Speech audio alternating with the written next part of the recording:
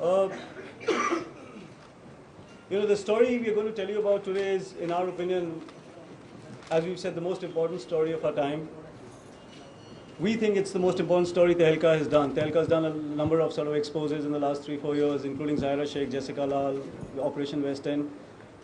But the fundamental issues involved with this story have made us actually believe that this is really the most important story. And in the issue of the magazine, which hits the stands tomorrow morning, it's a 108-page special issue only on this story. The entire 108 pages is only on this particular story, which at the moment is going to be telecast to begin with from 7 o'clock onwards on Aaj Tak and Headlines today till midnight. The story is going to be telecast. I think they've called it Operation Kalank, but we've called it The Truth, Gujarat 2002.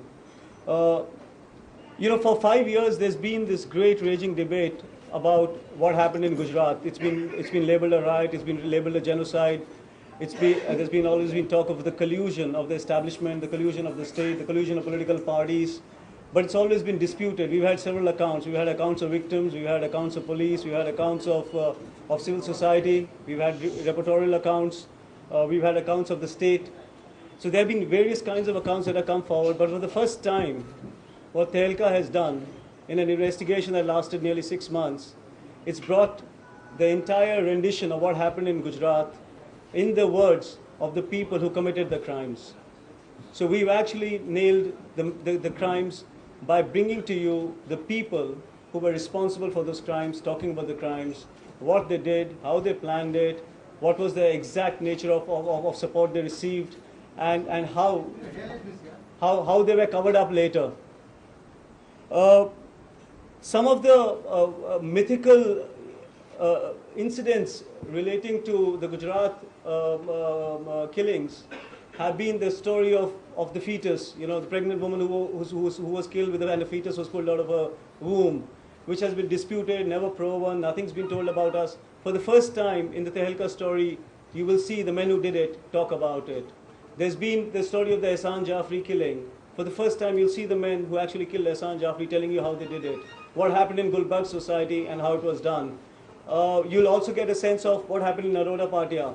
I mean, how they went about it, how groups of Muslims were actually cornered, thrown into pits, burned to death, some buried alive. I mean, these are people who committed these crimes telling you on camera about what they did, the kind of support they received. It's a very, very disturbing story. I mean, it's not a story that you can take any joy from. I mean, in the doing, in the writing, in the preparation, it's been an extremely, extremely distressing experience for all the editors and journalists who've been involved in this story. Because when you read the story, which you will be able to, I think we are trying to get copies of the magazine here by 7:30, 8 o'clock. So those of you who can wait back will get to see the material, the actual material which is being printed, the magazine itself. It's extremely distressing to read when you go through the transcripts, when you read the accounts of these people, that there is a complete absence of any remorse. I mean, in a way, I think what the story reveals is the kind of people we have become. I don't think at the end of the day it's just a story about some groups, some rump groups of the Sangh Parivar, the Bajrang Dal, the VHP, the support they got from the ruling state government. It's definitely a story about them, and it calls for a reckoning. It calls for justice, it calls for a reckoning. But when you read it, you will also see that the absence of remorse suggests that something deeper is amiss.